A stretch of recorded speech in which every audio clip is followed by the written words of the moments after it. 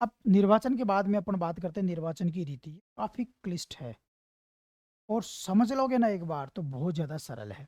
निर्वाचन की रीति, मैनर ऑफ इलेक्शन, आर्टिकल 55। निर्वाचन की रीति यानी मैनर ऑफ इलेक्शन। तो ये हमको ध्यान में रखना है कि निर्वाचन की रीति का आर्टिकल काफ़ी जटिल है, लेकिन हम कोशिश करेंगे इसको सिंपल समझने की, सारे एग्जाम्पल इसके लेने की कोशिश करेंगे। निर्वाचन की रीति में राष्ट्रपति का निर्वाचन कैसे होता है, गुप्त प्रकार का होता है, तो ये हमने बात कर लिया, गुप्त प्रकार का होता है। और राष्ट्रपति का जो निर्वाचन है उसमें अपन देखें तो गुप्त रीति से होता है। राष्ट्रपति का निर्वाचन कैसे होता है, गुप्त रीति से, जो मैंने बताया सीक्रेट बैलेट होता है, ठीक है ना, जिसमें वो बैलेट दिखाया नहीं जाता। अब गुप्त रीति से होता है तो इसकी एक पद्धति है, उसका पूरा नाम लिख रहा हूँ मैं, अनुपातिक प्रतिनिधित्व की एकल संक्रमणीय मत प्रणाली है। ठीक है। अनुपात, अनुपातिक यानी अनुपात, प्रोपोर्शनल रिप्रेजेंटेशन सिस्टम, इसको तो बोलेंगे, पहले को तो बोलेंगे प्रोपोर्शनल रिप्रेजेंटेशन सिस्टम, पहला तो ये हो गया, ठीक है ना। प्लस एकल संक्रमणीय मत प्रणाली को बोलेंगे सिंगल ट्रांसफरेबल वोटिंग, ठीक है ना।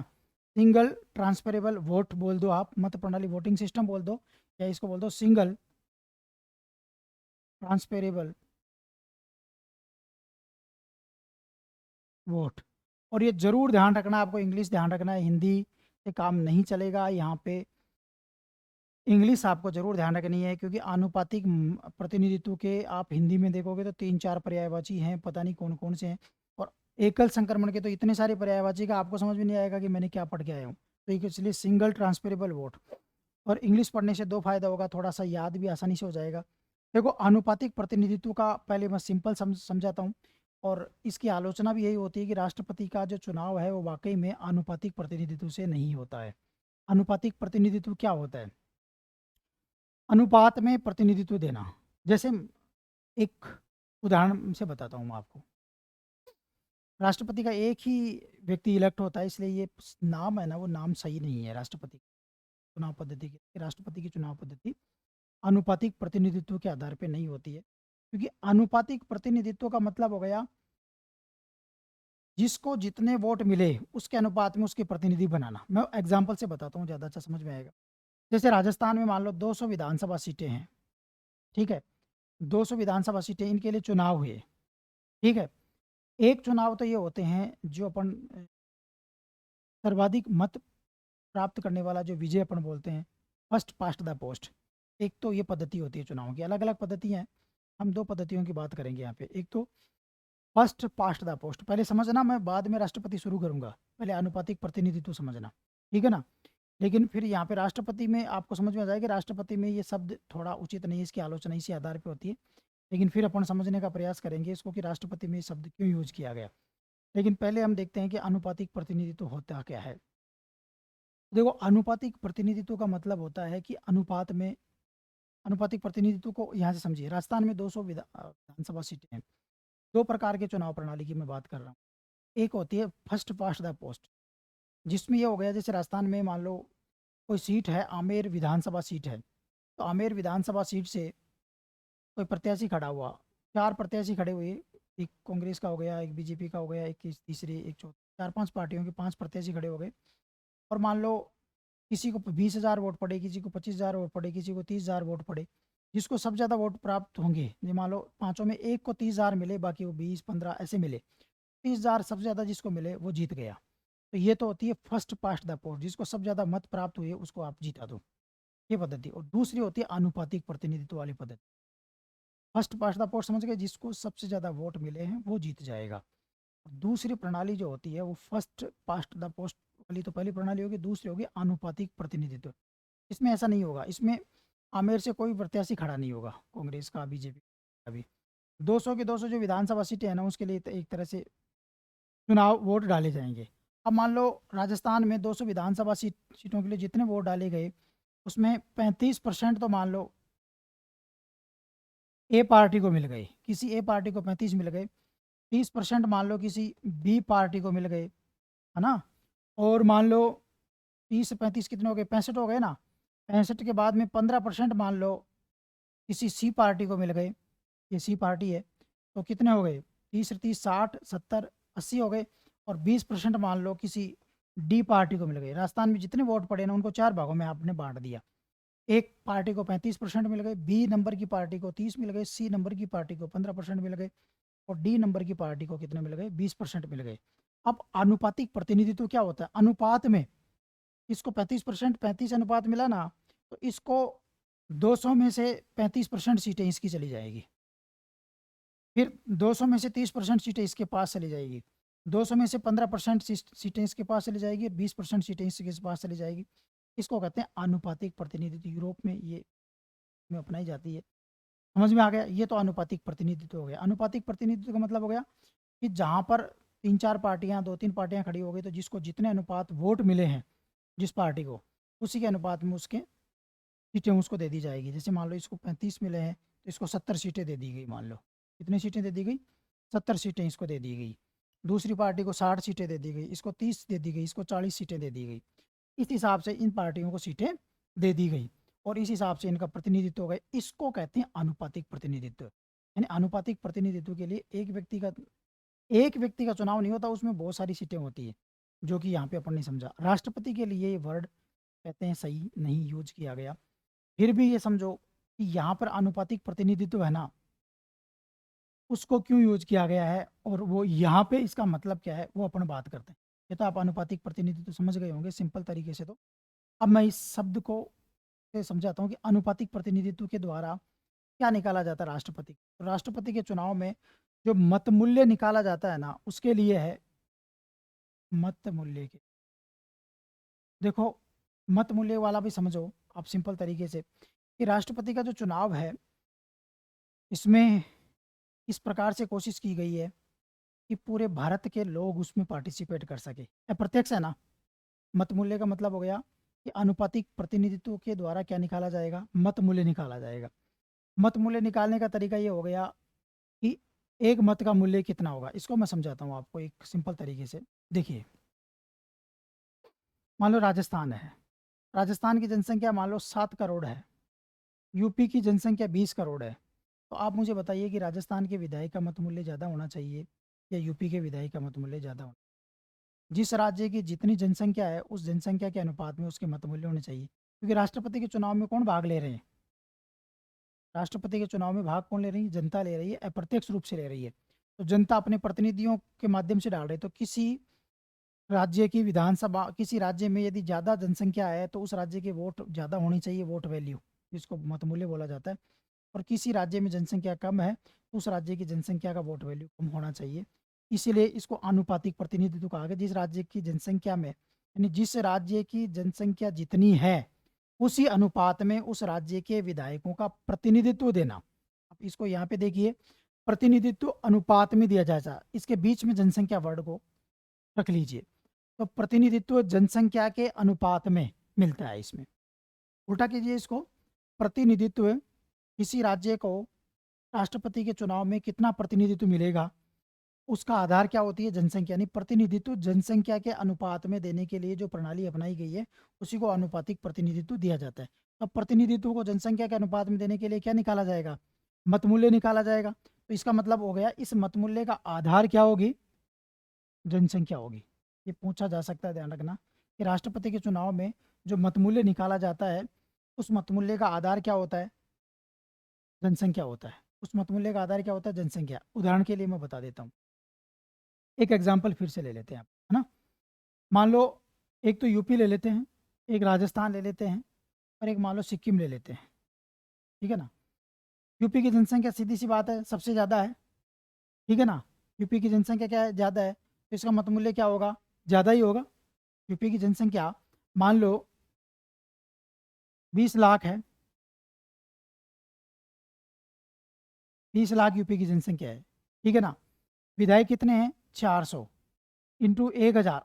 1000 तो इसलिए रख रहे हैं ताकि गणना करने में आसानी हो। देखो ध्यान रखना, इंटू 1000 कह दो, या फिर आप इसको ये कह सकते हो, मैं एक उदाहरण से बता रहा हूँ, बाद में अपन उधर चलते हैं।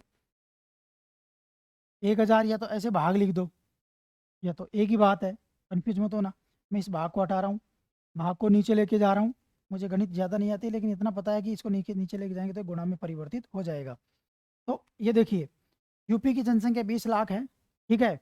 और मान लीजिए राजस्थान की जनसंख्या अपन 5 लाख रख लेते हैं। कितनी रख लेते हैं? 5 लाख। कितने विधायक हैं? 200 इंटू 1000, ठीक है। और मान लीजिए सिक्किम की है, तो सिक्किम की जनसंख्या कितनी है? मान लो अपन 1 लाख रख लेते हैं, ठीक है। और विधायक अपन मान लो 100 रख देते हैं, 50 रख दो, कोई बात नहीं, 1000 यहाँ पे रख लेते हैं। ऐसे आपका कैलकुलेशन करो। तो देखिए राजस्थान, यूपी में 5 जीरो से ये 5 जीरो गए, तो यूपी का एक विधायक का वोट कितना आ गया? 5, क्योंकि जनसंख्या ज़्यादा है। और यहाँ पे देखिए 5 जीरो से ये 5 जीरो गए, इसका एक विधायक का वोट आ गया 2.5, और इसके विधायक का वोट आ गया 1। तो यदि जनसंख्या ज़्यादा है तो उसके विधायक का वोट ज़्यादा आ जाएगा, और जनसंख्या कम है तो उसके विधायक का वोट कम आ जाएगा, क्योंकि जनसंख्या के अनुपात में ही इसमें प्रतिनिधित्व दिया जाता है। जनसंख्या के अनुपात में उस राज्य को प्रतिनिधित्व दिया जाता है। मेरी ये बातें ध्यान में रखना, फिर मैं ये फॉर्मूला बताऊंगा, इसके आधार पे मैं एक पूरी प्रोसेस बताऊंगा। फिर आपसे 3-4 मेरे क्वेश्चन होंगे। आप यदि उन क्वेश्चन के उत्तर दे पाए, वो क्वेश्चन वो होंगे फैक्ट पे नहीं होंगे, इसको समझ पाए तो उत्तर आएंगे आपसे, वरना नहीं समझ पाए तो उत्तर नहीं आएंगे। मैं फिर से बोल रहा हूँ कि राष्ट्रपति के चुनाव में आनुपातिक प्रतिनिधित्व प्रणाली इसलिए अपनाई जाती है ताकि जनसंख्या के अनुपात में राज्यों को प्रतिनिधित्व दिया जा सके। यानी राज्यों की जनसंख्या के हिसाब से, जैसे किसी राज्य की जनसंख्या ज़्यादा है तो उसका विधायक का मतमूल्य ज़्यादा होगा, सीधी सी बात है। जैसे यूपी वाले का 5 आ गया मान लो। किसी राज्य की जनसंख्या कम है तो उसके विधायक का मतमूल्य ऑटोमेटिक कम होगा, क्योंकि उसकी जनसंख्या कम है, तो जनसंख्या के अनुपात में ही प्रतिनिधित्व दिया जा रहा है। यहाँ पे बस इसके बीच में जनसंख्या डाल के पढ़ना, प्रतिनिधित्व जनसंख्या के अनुपात में दिया जा रहा है, या कहते तो जनसंख्या के अनुपात में प्रतिनिधित्व दिया जा रहा है। तो जनसंख्या ज़्यादा है तो प्रतिनिधित्व ज़्यादा होगा राज्य का, और जनसंख्या कम है तो प्रतिनिधित्व कम होगा। इसलिए देखो, राष्ट्रपति के चुनाव में सबसे ज़्यादा प्रतिनिधित्व किसका होता है? यूपी का, क्योंकि यूपी की जनसंख्या 20 करोड़ के ऊपर है, इसलिए सबसे ज़्यादा प्रतिनिधित्व यूपी का होगा। तो मत मूल्य का आधार क्या होगी? जनसंख्या। तो इसके लिए यानी प्रतिनिधित्व देने के लिए, जनसंख्या के अनुपात में प्रतिनिधित्व देने के लिए कोई तो फॉर्मूला बनाना पड़ेगा आपको, कि जनसंख्या ज़्यादा तो ज़्यादा वोट कैसे मिलेंगे उसको। तो वो फॉर्मूला बनाने के लिए, वो मतमूल्य निकालने के लिए फॉर्मूला बनाया गया, एक तो सांसद का, एक विधायक का। पहले अपन विधायक की बात करते हैं, विधायक का मतमूल्य कैसे निकाला जाएगा। फिर अपन दूसरी बात करेंगे सांसद की, तो सांसद का मतमूल्य कैसे निकाला जाएगा वो बाद में बात करते हैं। विधायक का मतमूल्य तो मैंने देखो यहाँ पे आपको बता दिया, ये क्या है? यूपी की जनसंख्या है, तो इसको मैं लिख सकता हूँ राज्य की जनसंख्या। राज्य की जनसंख्या ये 1971 की ली जाएगी। ये क्यों ली जाएगी अभी बात करेंगे। तो राज्य की जनसंख्या ले लिए 20 लाख, बटा निर्वाचित विधायक। 400 कौन है? विधायक है, और वो कौन से होने चाहिए? निर्वाचित, क्योंकि राष्ट्रपति के चुनाव में कौन भाग लेते हैं? निर्वाचित विधायक। निर्वाचित विधायक, निर्वाचित कुल विधायक। इस कुल को पहले कहूँ,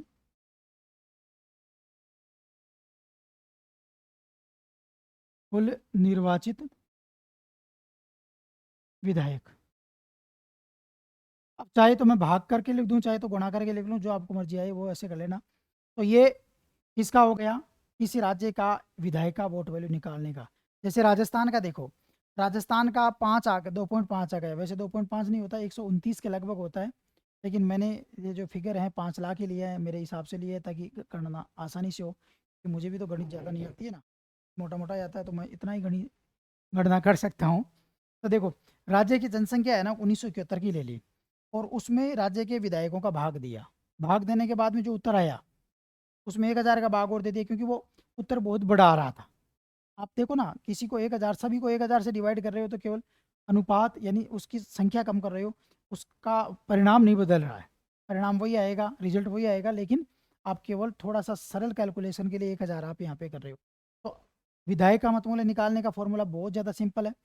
राज्य की जनसंख्या लोगे 1971 की, उसमें उस राज्य के कुल जो विधायक हैं निर्वाचित हैं उनका भाग दोगे, और जो उत्तर आएगा उसमें 1000 का भाग और दे दोगे, या तो ऐसे कर दो, या निर्वाचित विधायक और 1000 को गुणा करके राज्य की जनसंख्या में भाग दे दो। तो ये जो इससे आएगा वो एक राज्य के विधायक का एक मत मूल्य आएगा। अब देखिए, अब राजस्थान का मान लो 129 आ गया, राजस्थान के एक विधायक का मत मूल्य कितना आ गया 129, ये तो मेरा फॉर्मूला, चलो इससे समझ लो 2.5 आ गया। और 2.5 राजस्थान के विधायक, तो राजस्थान का एक विधायक वोट डालेगा ना, तो कितने वोट पड़ेंगे 2.5। चलो 2.5 मत याद करो, 129 याद कर लो तो संख्या भी अच्छी याद हो जाएगी। राजस्थान का एक विधायक वोट डालेगा तो कितने वोट पड़ेंगे 129। यूपी का डालेगा 208 के लगभग है उनका मत मूल्य, इस फॉर्मूले से डालते हैं। तो यूपी का एक विधायक वोट डालने जाएगा ना तो 208 वोट गिने जाएंगे वो। राजस्थान वाला डालने जाएगा तो 129 गिनेंगे, सिक्किम वाले के कम गिनेंगे, किसी के ज़्यादा गिनेंगे, उसकी जनसंख्या के हिसाब से गिनेंगे। तो ये तो आपको समझ में आ गई होगी। अब आपको एक दिक्कत हो रही होगी कि सर 71 की क्यों लिया आपने, 71 के बाद में तो 81 की भी जनगणना हो गई, फिर 81 की जनगणना के बाद में अब देखो 71 के बाद में 81 की हो गई, 91 हो गई, 1 हो गई, 11 हो गई, सर इतनी सारी जनगणनाएं हो गई, तो आपने उनकी बात क्यों नहीं की, आपने 71 की बात, क्योंकि 71 की जनगणना ही आपने क्यों ली, ऐसा क्यों किया आपने। तो देखिए, ऐसा मैंने कुछ नहीं किया, ऐसा संविधान वेताओं ने किया, ये मैं मिटा देता हूँ, आप लिखते समय चाहे नोट्स में लिख लेना एग्जाम्पल के लिए। 71 की जनगणना क्यों ली जाती है ये देखते हैं, इसके लिए एक समझते हैं पहले बात। देखिए, ये भारत को मैं इतना ही मैप बना रहा हूँ ना, इसको उत्तर भारत बोलते हैं, इसको दक्षिण भारत बोलते हैं। 71 की जनसंख्या के 71 की जनसंख्या को हम जब जनसंख्या का टॉपिक देखते हैं तो वहाँ देखते हैं महान छलान वर्ष के रूप में मानी जाती है, यानी भारत में सबसे ज़्यादा जनसंख्या वृद्धि दर इसी साल हुई। तो जब जनसंख्या वृद्धि दर हुई तो जनसंख्या बहुत तेज़ी से बढ़ी, और उसमें भी देखो यहाँ तो बहुत ज़्यादा बढ़ी और यहाँ जनसंख्या लगभग स्थिर रही। स्थिर का मतलब हो गया जनसंख्या स्थिरीकरण, समझते हो ना, जनसंख्या स्थिरीकरण का मतलब हो गया प्रति माता पिता 2 बच्चों का औसत यहाँ पे रहा, लगभग रहा। और जबकि ऊपर वाला उत्तर भारत देखें तो वहाँ पे क्या हुआ, जैसे यूपी है, बिहार है, जैसे बिहार में कहते हैं कि प्रति माता पिता 4-5 बच्चों का औसत रहा, तो किसी राज्य में 4 रहे, किसी में 5 रहे, किसी में 3 रहे, किसी में ज़्यादा रहे, जबकि नीचे रहे 2। तो एक बात देखो, भारत सरकार जो जनसंख्या स्थिरीकरण प्रोग्राम चला रही थी उसमें सफल कौन हुए, ये राज्य हुए, इन राज्यों ने अपनी जनसंख्या को स्टेबलाइज कर लिया, क्योंकि जनसंख्या बढ़ती है तो संसाधन घटते हैं, तो देश को नुकसान होता है, इसलिए सरकार ने सोचा कि जनसंख्या को रोका जाए। तो यहाँ तो परिवार नियोजन हो गया, लेकिन यहाँ परिवार नियोजन नहीं हुआ। अब सोचिए कि काम किसने किया, इन राज्यों ने काम किया। लेकिन यदि जनसंख्या 71 के बाद में 81 आगे वाली जनसंख्या लेते जाएंगे तो इनकी जनसंख्या तो बढ़ती जाएगी ना।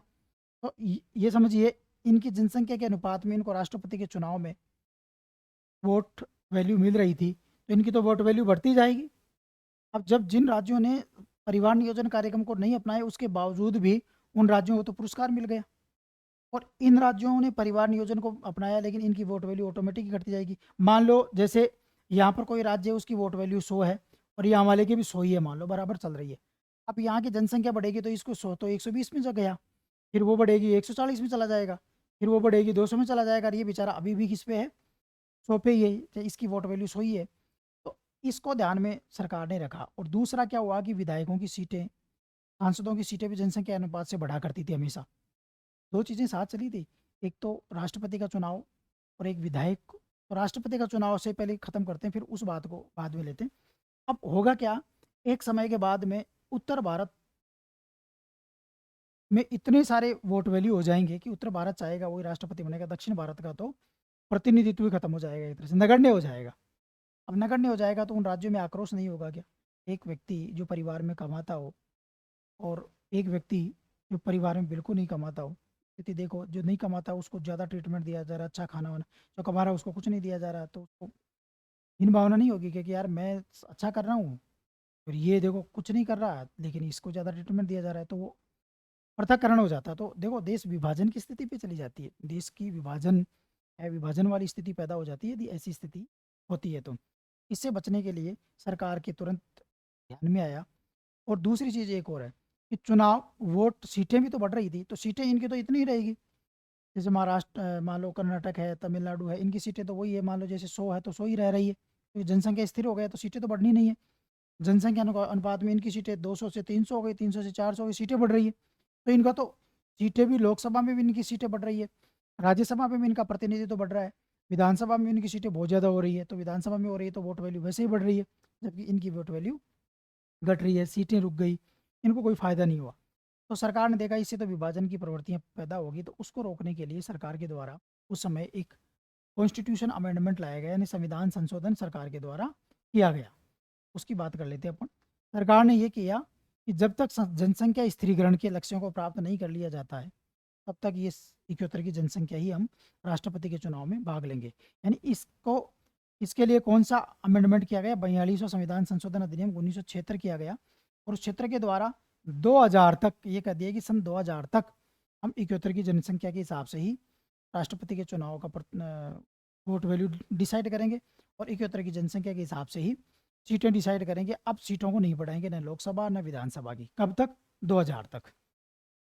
ये उस समय सोचा गया। 71 की बात है तो आप सोचो 2000 तक की बात सोचेंगे तो सही सोचेंगे 20 वर्ष में तो हो ही जाएगा उत्तर भारत में भी स्थिरीकरण।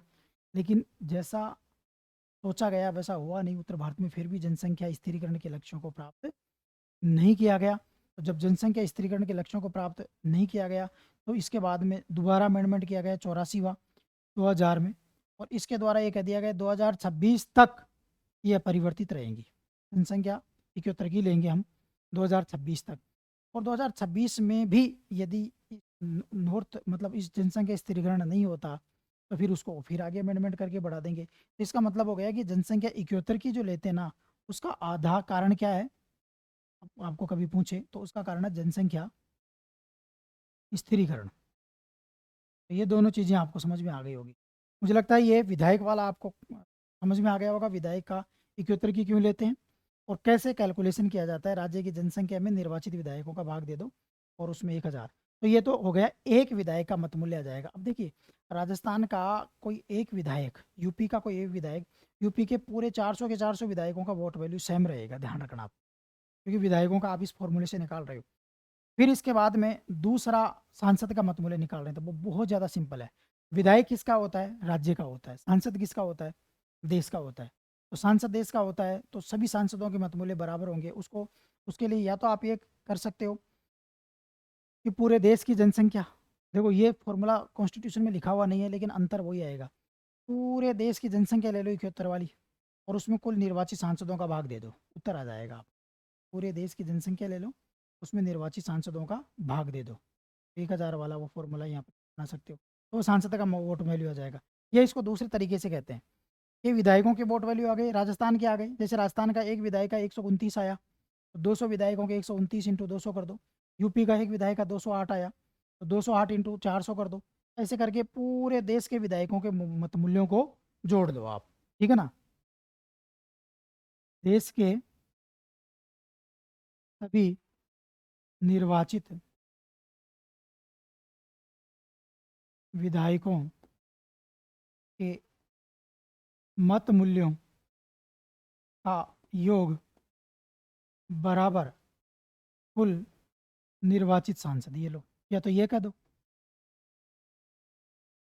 सांसद, मतलब मेरे कहने का मतलब है यहाँ पर जितने भी वोट आए ना, राजस्थान के विधायकों के सारे जोड़ लो, यूपी जोड़ लो, एमपी जोड़ लो, हिमाचल बोर्ड जोड़ लो, पूरे देश के 30 के 30 जो विधानसभाएं हैं उनके सभी विधायक, निर्वाचित विधायकों के जो वोट वैल्यू आई है उन सबको जोड़ के सांसदों का भाग दे दो, निर्वाचित सांसदों का, तो एक सांसद का मत मूल्य वो आ जाएगा। अब तो समझ में आ गया आपको, एक सांसद का मत मूल्य आ जाएगा। ऐसे जोड़ के आप चलोगे तो वो लगभग एक सांसद का आपका क्या आ जाएगा, मत मूल्य निकल करके आ जाएगा। और एक सांसद का मत मूल्य 208 708 माना जाता है कि 708 के लगभग है। तो मैं फिर से बता दूंगा काउंटिंग को, काउंटिंग मुझे राजस्थान का 129 ध्यान रखिए, तो ये एक सांसद का मत मूल्य आ जाएगा। तो फिर से मैं बोल रहा हूँ, मत मूल्य क्यों निकाला जाता है? अब मत मूल्य इसलिए निकाला क्योंकि देखो प्रणाली थोड़ी सी जटिल है, अभी तक तो और आगे बढ़ेंगे और थोड़ी सी जटिल आएगी। कैसे वोट डाले जाते हैं वो भी अपन देखते हैं, ठीक है ना, तो वो भी देखेंगे। लेकिन उससे पहले एक बार मैं इसको थोड़ा सा रिवाइज करा देता हूँ। जनसंख्या के अनुपात में यानी सभी राज्यों के देश की सारी जनसंख्या राष्ट्रपति के चुनाव में भाग ले सके, इसके लिए जनसंख्या के अनुपात में वोट वैल्यू डिसाइड किए जाते हैं। जनसंख्या का जिस राज्य का जितना ज़्यादा जनसंख्या है उसके उतनी ज़्यादा वोट है, जिसकी कम है तो उसके कम है। उसके लिए उस राज्य की जनसंख्या में उसके निर्वाचित विधायकों का भाग दोगे, एक विधायक का वोट वैल्यू आ जाएगा। फिर जो टोटल विधायकों के वोट वैल्यूओं को जोड़ोगे पूरे देश के, फिर निर्वाचित सांसदों का भाग दोगे, सांसद का वोट वैल्यू आ जाएगा। कितना सरल है, एक लाइन में अपन इसका उत्तर कर सकते हैं। बट हमें समझ में आना चाहिए क्यों तरीके क्यों लेते हैं, मैंने बता दिया। मत मूल्य का आधार क्या होता है ये मैंने बता दिया। अब इसके बाद में अपन आगे चलते हैं। अब मतगणना कैसे होती है उससे पहले मैं सिंगल ट्रांसफरेबल बता दूं। सिंगल ट्रांसफर वोट होता है। देखो सिंगल ट्रांसफर वोट क्या होता है। राष्ट्रपति के चुनाव में 4 प्रत्याशी खड़े हुए हैं और राजस्थान के एक विधायक का वोट वोट वैल्यू कितना है 129। तो राजस्थान का एक विधायक सोचेगा 4 खड़े हो गए, ऐसा करता हूँ मेरे 50 वोट तो मैं दे देता हूँ ए को, 25 वोट दे देता हूँ मैं बी को, 20 एक वोट दे देता हूँ मैं सी को, और 9 एक वोट दे देता हूँ मैं डी को। मेरे पास तो कितने वोट हैं, कितने वोट है मेरे पास तो टोटल मिला के 129 वोट है। 129 को मैं 4 भागों में बांट देता हूँ। यदि कोई विधायक ऐसा सोच रहा है तो वो नहीं सोच सकता क्योंकि उसको रोकता है कौन सा, ये सिंगल ट्रांसफर। आपके सारे वोट एक साथ एक ही जगह जाएंगे। आपने जहां पर पहला ठप्पा लगा दिया 129 वोट उसी के गिने जाएंगे, दूसरे वाले के नहीं गिने जाएंगे। इसी को कहते हैं सिंगल ट्रांसफर। समझ में आ गया क्या।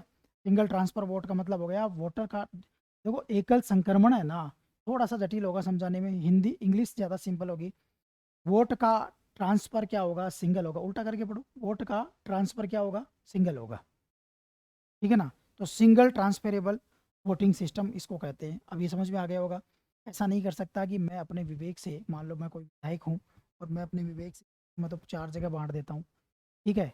तो मैं बांट नहीं सकता, मुझे जहाँ पर मैंने पहला ठप्पा लगाया वहीं पर मेरे 100 स्थान का हूँ तो किसी और राज्य का हूँ, तो जितने मेरे वोट हैं वो एक ही जगह ट्रांसफर हो जाएंगे, एक ही व्यक्ति के अकाउंट में खाते में चले जाएंगे। ये वही सिस्टम हो गया जैसे आपके अकाउंट में आपके पास है 1000 रुपये पड़े हो लेकिन सिस्टम ऐसा हो कि वो एक साथ जाएंगे 1000 रुपये, कहीं पे भी डाल दो। ऐसा नहीं कि आप उसको बांट सको, तो आप चाहे किसी को भी दोगे वो 1000 एक साथ निकल करके जाएंगे चलिए आगे चलते हैं इसको। अब आगे देखते हैं कि ये तो हमने देख लिया कि राष्ट्रपति के चुनाव में कौन तो भाग लेंगे, कौन भाग नहीं लेंगे। राष्ट्रपति के चुनाव का वोट वैल्यू कैसे निकाला जाएगा, तो वोट वैल्यू की बात कर ली।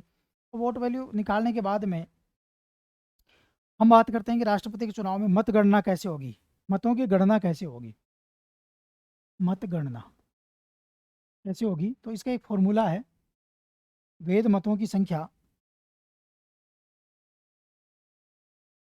वेद मतों की संख्या, और इसकी पूरी प्रैक्टिस करके देखेंगे, बटा 2।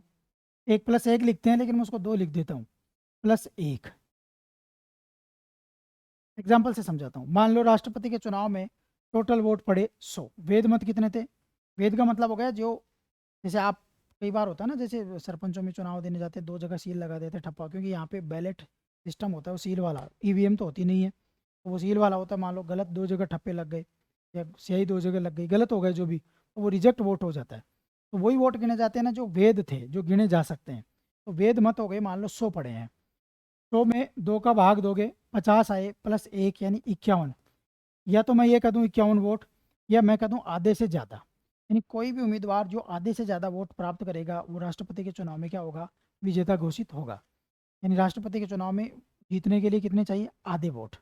अब देखो इसको मैं यहाँ पे 2 चीज़ों से समझाने का प्रयास कर रहा हूँ, इसके बाद में ये पूरी प्रणाली समझाऊंगा आपको। लेकिन इससे पहले आप देखिए, एक तो मैंने बताया था first past the post, first past the post यानी सर्वाधिक मत।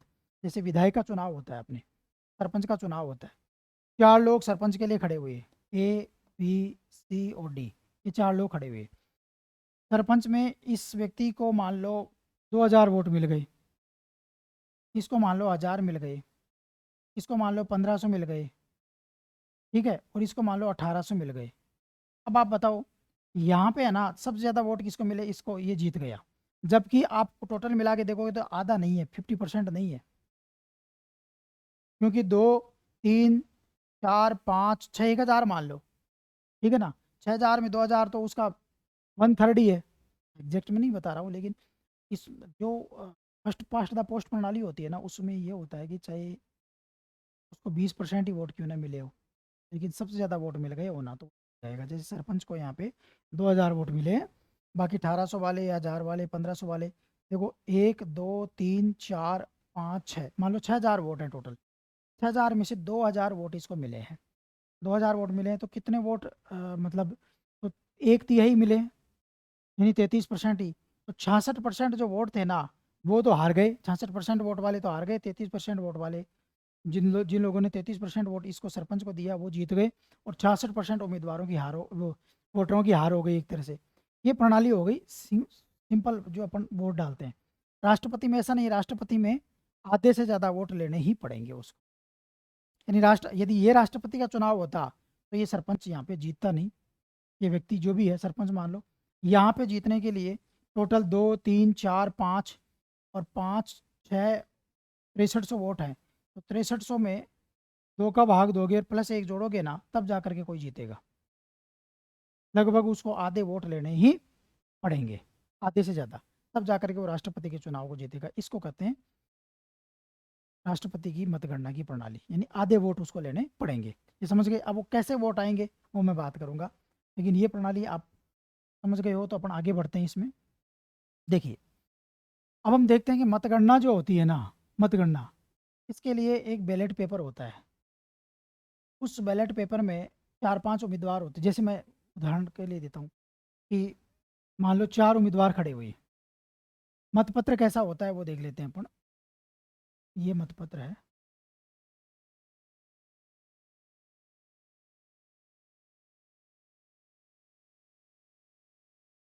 कितने बना दो इसमें, कम बना लेते हैं। 4 उम्मीदवार रख लेते हैं। अब मान लेते हैं हम एक उदाहरण ले लेते हैं कि टोटल वोट कितने हैं, 100। टोटल वोट कितने हैं, 100। यानी वोटर कितने हैं, 100। एक व्यक्ति का एक ही वोट मान लेते हैं, 129 है वो नहीं मानते अपन। और टोटल वोटर कितने हैं, 100। तो जीतेगा कौन, जिसको 51 मिलेंगे। उम्मीदवार कितने खड़े हुए हैं, 4। ये उम्मीदवार 1, ये 2, ये 3 और ये 4। इसको ABCD लिख देता हूँ मैं ना।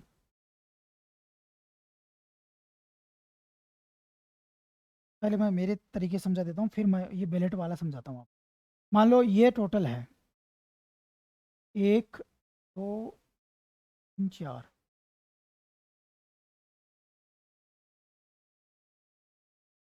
ठीक है ना।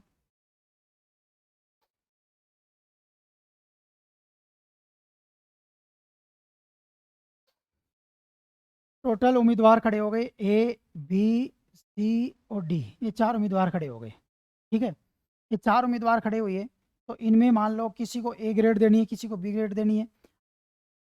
यहाँ पर मान लीजिए दो तरह से, देखो ये तो मैं मेरे हिसाब से बना रहा हूँ, और एक तरीका होता है जो बैलेट पेपर होता है, वो भी आपको समझ में आ जाएगा। तो चलो वो भी ले सकते हैं अपन।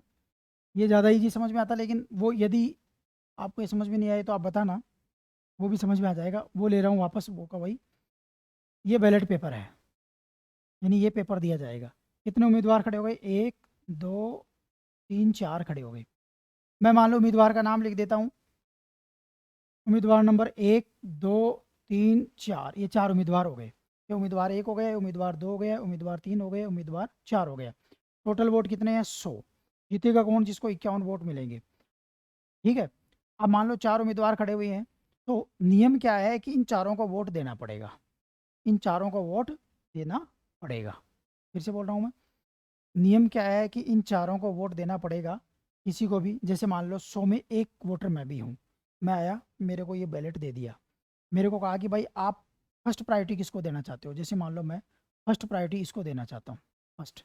ये मेरी सेकंड प्रायोरिटी है। ठीक है ना। ये मेरी थर्ड प्रायोरिटी है, और ये मेरी फोर्थ प्रायोरिटी है। ऐसे मैंने चारों को वोट दे दिया ना। ऐसे करके सभी अपने अपने, यानी 100 के जो वोटर है ना, वो चारों को वोट दे के चले जाएंगे कि भाई मेरे हिसाब से नंबर 1 पे ये उम्मीदवार है। कोई कहेगा भाई मेरा नंबर 1 ही है, कोई कहेगा मेरा नंबर 1 ही है। समझ गए ना। यानी यहाँ पर ये है कि आपको चारों को वोट देना है। चारों को वोट देना है। एक को भी देना है, 2 को भी देना है, 3 को भी देना है, 4 को भी देना है। मान लो इसको आपने A ग्रेड दे दिया, नंबर 1 मान लिया अपना, कैसे भी गिन लो। इसको फर्स्ट प्रायोरिटी दे दिया, ए दे दिया। ए दे दिया मतलब नंबर 1 पे इसकी गणना करनी है। इसको आपने B दे दिया नंबर 2 पे। तो वहाँ पे जो भी सिस्टम है, उसी सिस्टम से अपन समझते हैं कि आपको चारों के चारों उम्मीदवारों को वोट देना है। ठीक है ना। 100 के 100 वोट ऐसे कैसे पड़ेंगे, जैसे मैं आया, ठीक है ना, तो मैं जो मेरा वाला और वो बता रहा था वो ऐसे था। मैं आपको ज़्यादा अच्छा समझ में आता है, इसलिए उसको भी मैं साथ साथ बना दे। रियल में जो वहाँ पर जो चुनाव में देखोगे ना आप, तो वहाँ पर होता है ये तरीका। लेकिन अपन मान लेते हैं उम्मीदवार कितने हैं, 4 हैं। तो उम्मीदवार 4 हैं, तो 1 2 3 और 4 उम्मीदवार हो गए। ये उनको दी जाने वाली ग्रेड है, मान लो कि ए बी सी और डी ग्रेड है। मतलब ए बी सी डी यानी फर्स्ट सेकंड थर्ड फोर्थ लिख दो, या इसको लिख दो फर्स्ट प्रायोरिटी, ये सेकंड प्रायोरिटी, ये थर्ड प्रायोरिटी और ये फोर्थ प्रायोरिटी आप दे रहे हो। मान लो जैसे मैं आया या कोई व्यक्ति आया, आप अपने आप को उम्मीदवार मान लो, आप कि मैं जाकर के वोट डाल रहा हूँ, वोटर हो आप गए, आपने देखा मैं 2 नंबर को तो 1 नंबर फर्स्ट प्रायोरिटी देता हूँ, 3 नंबर को मैं सेकंड प्रायोरिटी देता हूँ, 1 नंबर को मैं थर्ड प्रायोरिटी देता हूँ और फोर्थ को फोर्थ प्रायोरिटी देता हूँ। ये आप आ गए, आपने ऐसे करके करके आपके बाद में दूसरा आपका कोई दूसरा वोटर आएगा, वो ये कहेगा, देखो यहाँ देखना, वो आकर कहेगा कि भाई मैं नंबर 1 इसको रखता हूँ, मेरे हिसाब से मैं 4 को फर्स्ट प्रायोरिटी देता हूँ, 1 को मैं सेकंड देता हूँ, 2 को मैं थर्ड देता हूँ और 3 को मैं 4 देता हूँ। अब समझ गए, या तो ऐसे लिख दो उसके सामने या फिर ऐसे कर दो। तो मैं सामान्यतः इस तरीके से समझाता हूँ तो ज़्यादा अच्छा समझ में आता है। जैसे भी समझो, वो बैलेट ऐसा होता है, उसके आगे ठप्पा लगाना पड़ता है, फर्स्ट सेकंड थर्ड फोर्थ जो भी है, आप इस प्रकार से ठप्पा लगा दोगे। तो यहाँ से ये बात तो समझ में आ गई कि 100 के 100 वोट जो वोटर थे उन्होंने अपना वोट डाल दिया। अब ये जो 100 के 100 वोटर थे जिन्होंने अपना वोट डाल दिया, इस वोट डालने के बाद में अब वोटों की गणना होगी। मतगणना के लिए कितने वोट चाहिए? 50 से ज़्यादा। तो कितने उम्मीदवार थे? 1 2 3 4। कितने उम्मीदवार थे? 4। अब प्रथम चरण की मतगणना, इसको मैं लिखता हूँ प्रथम चरण की मतगणना होगी। अब प्रथम चरण की मतगणना होगी। अब जो प्रथम चरण की मतगणना होगी उसमें केवल फर्स्ट प्रायोरिटी के वोट ही गिने जाएंगे। फिर से सुनना, पहले चरण की मतगणना में जो फर्स्ट प्रायोरिटी है यानी नंबर ए ग्रेड जिनको दिया है, फर्स्ट प्रायोरिटी जिनको दी गई है, केवल वही वोट गिने जाएंगे, क्योंकि हर व्यक्ति ने किसी न किसी को फर्स्ट दिया है। 100 के 100 वोटर थे, 100 के 100 वोटर ने एक नंबर फर्स्ट भी दिया है, सेकंड भी दिया है, थर्ड भी दिया है, फोर्थ भी दिया है। लेकिन अब कौन सा गिनेंगे? केवल फर्स्ट गिनेंगे। और फर्स्ट अपन ने गिना तो देखा कि 30 वोटर तो इसके आ गए, 20 इसके आ गए, 50, ठीक है ना, और मान लो 25 इसके आ गए, कितने हो गए? 70, 75 हो गए। और 75 के बाद में 25 इसके आ गए, ठीक है। तो ये प्रथम राउंड की मतगणना में 100 के 100 वोट पड़ गए। और जीतने के लिए कितने वोट चाहिए? 51। 51 किसी के पास मिले नहीं, तो प्रथम चरण की मतगणना में कोई भी उम्मीदवार जीतेगा नहीं। फिर कोई भी उम्मीदवार नहीं जीता, तो फिर द्वितीय चरण की मतगणना होगी। तो इसलिए देखो 4 वोट इसलिए डलवाते हैं क्योंकि यदि एक केवल आप कहते कि मैं तो एक को ही ठप्पा लगा के आऊँगा और एक को ही ठप्पा लगा के मान लो चले जाते और प्रथम चरण की मतगणना में कोई नहीं जीतता, तो फिर दोबारा चुनाव होते, फिर इतना सारा खर्चा होता, इतनी मशीनरी खर्च होती। तो उससे बचने के लिए एक साथ ही 4 बार डला लिया कि भाई 4 बार हम एक साथ ही डला लेता है कि दोबारा चुनाव का झंझट ही नहीं रखे। दोबारा का चुनाव से बचने के लिए इतनी बार एक साथ ही डला लेते हैं कि तो सबके डाल जाए एक बार ही। प्रथम चरण की मतगणना में कोई भी नहीं जीता, कोई भी नहीं जीता तो हारा जरूर है, इसको बाहर कर देंगे। ये कौन हो गया? बाहर हो गया। क्योंकि सबसे कम वोट वाला हार जाता है। यदि 51 किसी को प्राप्त नहीं हो रहे हैं, जिसके सबसे कम वोट हैं उसको बाहर कर दिया जाता है। जिसके सबसे कम वोट है उसको क्या कर दिया जाता है? बाहर कर दिया जाता है। और इसके जो सबसे कम वोट हैं, इन वोटों को, ये 20 वोट हैं इसके पास, कितने वोट हैं? 20 वोट हैं। ये वोट इन 3 को डिस्ट्रीब्यूट किए जाते हैं। अब कैसे किए जाएंगे? देखो 20 ऐसे लोग होंगे, गौर से सुनना, 20 ऐसे वोटर होंगे जिन्होंने ए नंबर तो 2 को दिया, पहला फर्स्ट प्रायोरिटी, लेकिन इन्होंने सेकंड प्रायोरिटी किसको दी? इनके वोट वापस खोले जाएंगे। और इन्होंने सेकंड प्रायोरिटी जिसको दी ना, फिर से बोल रहा हूँ मैं, जो ये 20 लोग जिनको हरा दी, जो ये 20 सेकंड वोट सेकंड नंबर का जो प्रत्याशी है वो हार गया। इस प्रत्याशी को 20 लोगों ने वोट दिया था। इन 20 लोगों में ने अपनी फर्स्ट ग्रेड यानी अपनी पहली प्रायोरिटी तो 2 नंबर के प्रत्याशी को दी थी, लेकिन वो तो हार गया। इन 20 लोगों के वोट वापस खोलो, खोल करके देखो कि इन 20 लोगों ने सेकंड प्रायोरिटी किसको दी। देखो इसलिए अब समझ में आ गया ना सेकंड क्यों दिलवा रहे हैं, क्योंकि उनकी सेकंड प्रायोरिटी अब गिनेंगे द्वितीय चरण में। सेकंड प्रायोरिटी मान लो इन 20 लोगों में से 10 लोगों ने तो इसको दे दी, 1 नंबर के उम्मीदवार को, और 5 लोगों ने इसको दे दी, और 5 लोगों ने इसको दे दी, हो गए 20 वोट इसके। अब काउंट करो, ये कितने हो गए? 30। ये कितने हो गए? 30। और ये कितने हो गए? 40। 51 तो अभी भी नहीं मिला, तो ये सेकंड राउंड की द्वितीय चरण की मतगणना हो गई।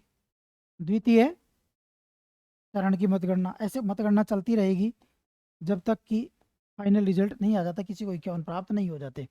अब देखिए, अब ये जो द्वितीय चरण की मतगणना है, इसमें भी कोई जीता तो नहीं, लेकिन हारेगा कौन? जिसको सबसे कम वोट प्राप्त होंगे।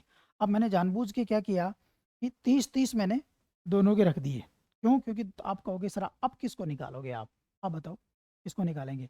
इसको भी 30 है, इसको भी 30 है, सोच के बताओ किसको निकालेंगे? सोचो। नहीं समझ में आ रहा? चलिए मैं बता देता हूँ। अब इन 30-30 लोगों को में किसको निकालेंगे, उसके लिए सिक्का उछालते हैं, ध्यान रखना आप।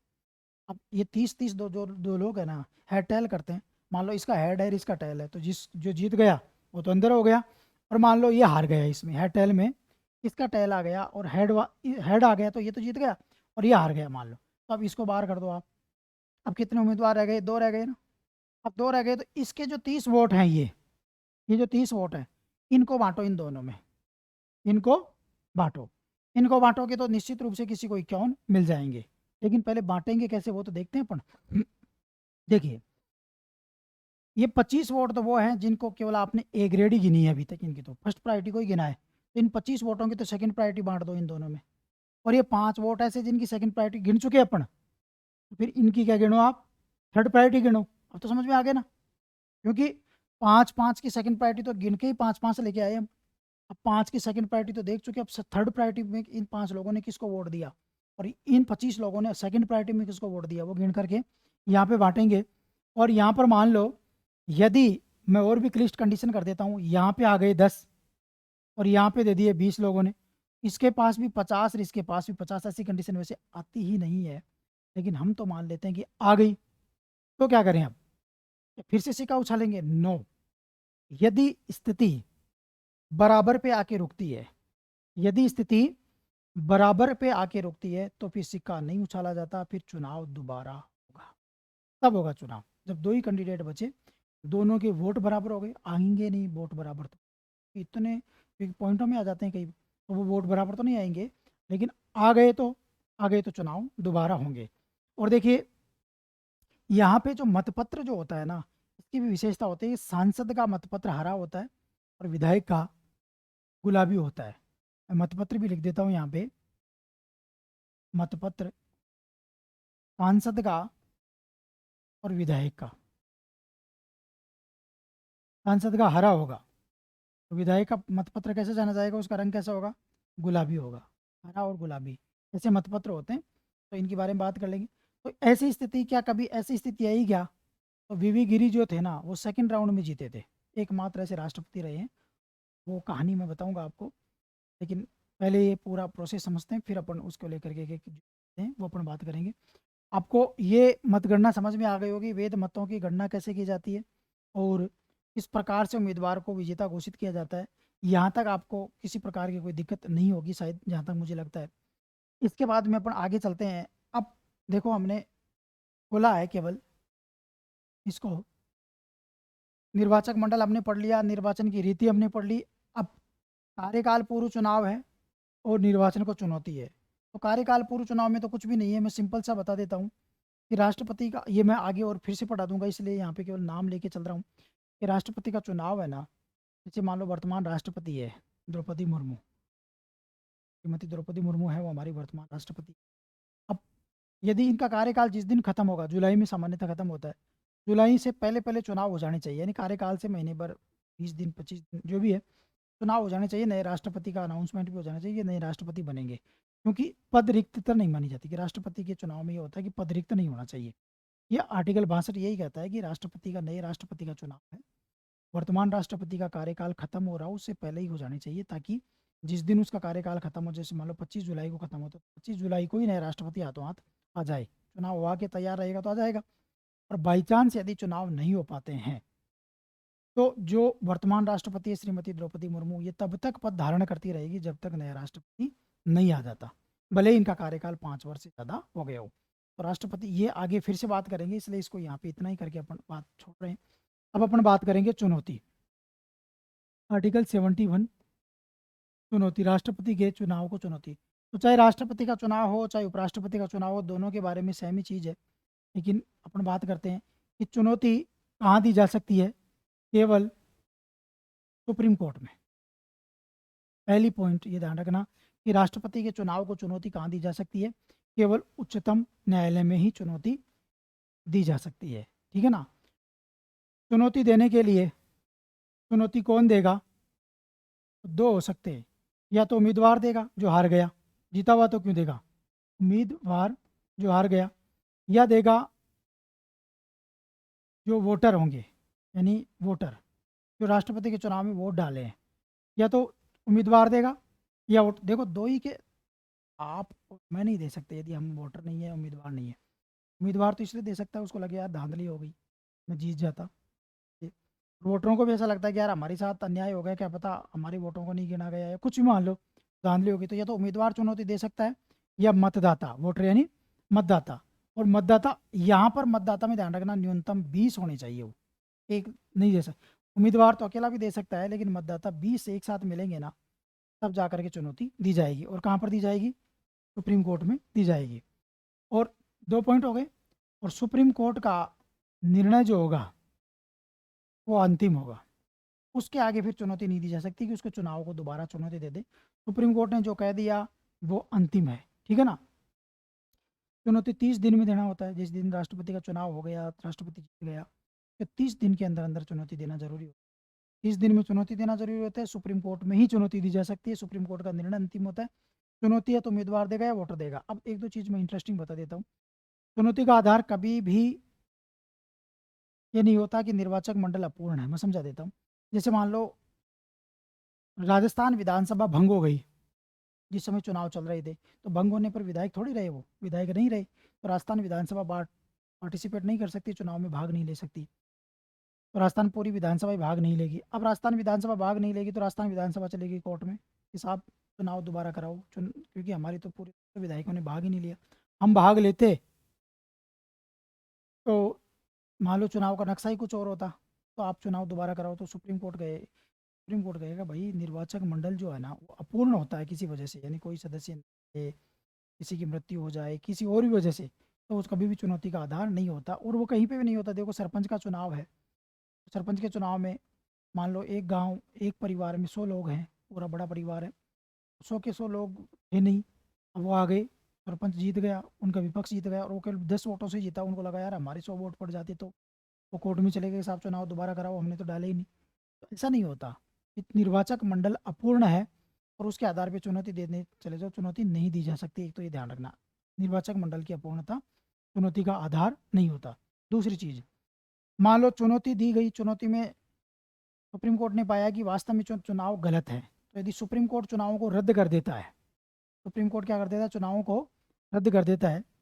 यदि सुप्रीम कोर्ट के द्वारा चुनाव क्या कर दिए जाते हैं, रद्द कर दिए जाते हैं, तो उस अवधि तक, उस अवधि तक राष्ट्रपति द्वारा द्वारा किए गए कार्य, किए गए कार्य अवैध नहीं होंगे, या मैं कहूँ वैध रहेंगे। मतलब ये समझ लो कि जुलाई में चुनाव हुए, चुनौती दी गई, मान लो राष्ट्रपति के चुनाव, कोई भी राष्ट्रपति जीता उसको चुनाव को चुनौती दी गई, दिसंबर तक बहस चलती रही। दिसंबर में सुप्रीम कोर्ट का जजमेंट आया कि चुनाव ही गलत हो गई, रद्द कर दिए चुनाव को। चुनाव को रद्द कर दिया तो राष्ट्रपति ने 5-6 महीने काम तो किया ही है ना, उसके द्वारा कोई भी काम अवैध नहीं माना जाएगा। जब ऐसा नहीं है कि निर्वाचन अवैध हो गया तो काम भी अवैध हो गए, ऐसे थोड़ी होता है। किसी टीचर को स्कूल में पढ़ा लिया और 2 साल तक उसने पढ़ा लिया, 2 साल तक उसने फर्जी डॉक्यूमेंट्स लगा के पढ़ा लिया, 2 साल बाद में उसको हटा तो दिया सरकार ने, कोर्ट ने हटा दिया, लेकिन 2 साल में जो उसने पढ़ाया ऐसा थोड़ी वो वापस दे दे भाई, ऐसा नहीं होता। जो काम हो गए वो तो हो गए। चुनौती के बाद में यदि चुनाव निर्वाचन रद्द हो जाते हैं तो रद्द के आधार पर राष्ट्रपति द्वारा किए गए कार्य अवैध नहीं माने जाएंगे, वो वैध ही रहेंगे। तो ये मैंने चुनौती से संबंधित कुछ मोटी मोटी बातें यहाँ पे की। अब कुछ फैक्ट बता देता हूँ मैं राष्ट्रपति के चुनाव से संबंधित। फैक्टों को मैं साथ ही चला लूँगा, तो तथ्य ले लेते हैं अपन। तथ्य, तथ्य में नंबर 1 है, राष्ट्रपति के चुनाव में प्रस्तावक 50 होते हैं। कितने होते हैं? प्रस्तावक, यानी जो राष्ट्रपति के, कोई भी कैंडिडेट राष्ट्रपति के लिए खड़ा होता है तो उसके लिए प्रस्ताव देने वाले, पहले नहीं होते थे, कम होते थे, धीरे धीरे संख्या बढ़ती गई। शुरू में हर कोई खड़ा हो जाता था, ठीक है। तो कम से कम सीरियस कैंडिडेट आए, इसके लिए प्रस्तावक की संख्या कितनी कर दी गई? 50 प्रस्तावक होने चाहिए, 50 अनुमोदक होने चाहिए। उस प्रस्ताव का अनुमोदन करने वाले भी कितने होने चाहिए? 50 होने चाहिए। ये व्यवस्था कब शुरू की? 1997 में। पहले ये कम थी 50 की संख्या, 50 की संख्या कब बढ़ाई गई? 1993 में बढ़ाई गई। दूसरा, जमानत कितनी ली जाती है? राष्ट्रपति कितनी जमानत राशि जमा कराता है राष्ट्रपति के चुनाव में? वो होती है 15,000। कितनी होती है? 15,000 रुपये राष्ट्रपति को जमा कराने पड़ते हैं। जब वो चुनाव के लिए खड़ा होता है तो उसको कितने रुपए जमा कराने पड़ते हैं? 15,000। और 15,000 किसमें जमा होते हैं? आरबीआई में। ये ध्यान रखना, ये रुपए कहाँ पर जमा होते हैं? डायरेक्ट आरबीआई में जमा होते हैं। और यदि 1/6 से कम वोट मिलते हैं तो जमानत राशि जब्त हो जाती है। जमानत जब्त कब होती है राष्ट्रपति की? जब 1/6 से कम वोट मिले। यानी 1/6 से कम वोट मिलते हैं तो ये 15,000 रुपये रिटर्न नहीं होंगे। और यदि वोट 1/6 से ज़्यादा है लेकिन वो हार गया तो उसकी जमानत वापस उसको दे दी जाएगी। जमानत जब्त होने का तरीका यही है। तीसरी बात करें तो निर्विरोध राष्ट्रपति कौन जीते? ठीक है ना, निर्विरोध नीलम संजीव रेड्डी। नीलम संजीव रेड्डी ये ऐसे राष्ट्रपति थे जो चुनाव में इनके विरोध में कोई खड़ा ही नहीं हुआ, तो ये निर्विरोध रूप से जीते। निर्दलीय जीतने वाले थे वीवी गिरी। अब मैं निर्दलीय समझा देता हूँ यहाँ पे। निर्दलीय थे वीवी गिरी। देखो वैसे राष्ट्रपति निर्दलीय होता है, समझो। देखो वीवी गिरी से पहले जितने भी राष्ट्रपति थे ना, जैसे कांग्रेस पार्टी प्रत्याशी अपनी तरफ से खड़ा करती, ऐसे चल रहे थे। लेकिन पहले वीवी गिरी थे जो कांग्रेस की तरफ से खड़े हुए थे, नीलम संजीव रेड्डी। और निर्दलीय के रूप में कांग्रेस की तरफ से नहीं, वो हुई थी वीवी रेड्डी गिरी, और वो जीते थे। इसलिए प्रथम गैर कांग्रेसी माना जाता था वीवी गिरी को, जो कांग्रेस के सपोर्ट से जीते नहीं, मतलब कांग्रेस ने खड़ा नहीं किया था उनको, सपोर्ट तो खैर मिला ही था। लेकिन आपको यहाँ पे बता दूं कि राष्ट्रपति का कोई, ये आप निर्दलीय का राष्ट्रपति का नहीं, राष्ट्रपति का कोई चुनाव चिन्ह नहीं होता है। ठीक है ना। फिर यहाँ पे थोड़ा सा और लिख देता हूँ मैं। सांसद का मत मूल्य कितना होता है? सांसद मत मूल्य, ठीक है, तो सांसद का जो मत मूल्य है वो 708 होता है। 708। विधायक का मैं नहीं लिख रहा हूँ क्योंकि हर विधायक का अलग अलग है, लेकिन कुछ लिख देता हूँ। जैसे राजस्थान के एक विधायक का मत मूल्य होता है 200 139 129 होना चाहिए, 129। और यूपी के विधायक का होता है 208, ऐसे कुछ है। ठीक है ना, यूपी के विधायक का 208 है। राष्ट्रपति के चुनाव में प्रॉक्सी वोटिंग नहीं होती। प्रॉक्सी वोटिंग समझते हो? प्रॉक्सी वोटिंग, जैसे कोई और किसी की जगह वोट डाल दे, तो प्रॉक्सी वोटिंग नहीं होती। ईवीएम का प्रयोग भी नहीं होता राष्ट्रपति के चुनाव। राष्ट्रपति के चुनाव में ईवीएम नहीं होती, प्रॉक्सी वोटिंग का प्रयोग नहीं होता। रिटर्निंग अधिकारी कौन होता है? ये भी प्रश्न पूछा हुआ है। राष्ट्रपति के चुनाव में चुनाव करने वाला रिटर्निंग अधिकारी कौन होता है? तो देखो, रिटर्निंग अधिकारी, राष्ट्रपति के चुनाव में जो रिटर्निंग अधिकारी होता है वो लोकसभा राज्यसभा का महासचिव होता है, बारी बारी से। लोकसभा तथा राज्यसभा महासचिव होते हैं बारी बारी से। एक बार जैसे एक राष्ट्रपति के चुनाव में लोकसभा का महासचिव आ जाएगा, फिर दूसरी में राज्यसभा, फिर लोकसभा, फिर राज्यसभा, फिर लोकसभा, फिर राज्यसभा। ऐसे जो महासचिव होते हैं ना लोकसभा राज्यसभा के, वो राष्ट्रपति के चुनाव में रिटर्निंग अधिकारी के रूप में काम करते हैं। मतपत्र मैंने बता दिया, सांसद का हरा होता है और विधायक का गुलाबी होता है। मतपत्र में चुनाव चिन्ह नहीं होता, राष्ट्रपति का चुनाव चिन्ह नहीं होता है। चुनाव चिन्ह का यूज राष्ट्रपति के द्वारा नहीं किया जाता है, चुनाव चिन्ह नहीं होता है। अब तक राष्ट्रपति के लिए जो महिला कैंडिडेट खड़ी हुई, अब तक महिला उम्मीदवार 7 हुई है। बाकी और लिस्ट देख लेंगे। अब तक महिला उम्मीदवार हुई है करीबन 7 हुई है, जिसमें जैसे प्रतिभा पाटिल जीती है एक, श्रीमती प्रतिभा, और दूसरी श्रीमती द्रौपदी मुर्मू है, वो जीती है। लेकिन टोटल मिला के 7 महिला उम्मीदवार रही है। तो ये हमने यहाँ पे बात किया।